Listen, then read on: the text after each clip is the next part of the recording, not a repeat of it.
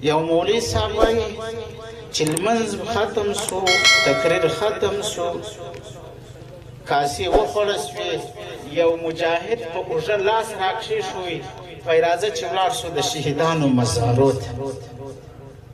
د مسجد سره بغل کې ادرا و قبرستان دی دې ته را روان سو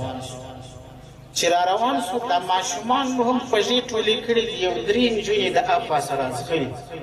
په منډه را روانې دي په کڅوڼو یا تیلۍ کې دا خوږې ورسره دي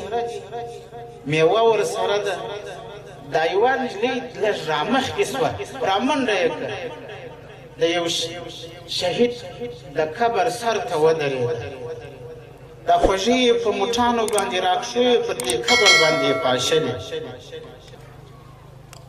افغانان داسې دي د اختر سهار یې داسې دا یې د ماشومانو حال دی د دې شهیدانو د مندو به د اختر په ورځ سهار د دې شهیدانو د بیبیانو به د اختر په ورځ باندې سهار وای ما د ترحم و د شفقت لاس په سر باندې ورته کښېښوی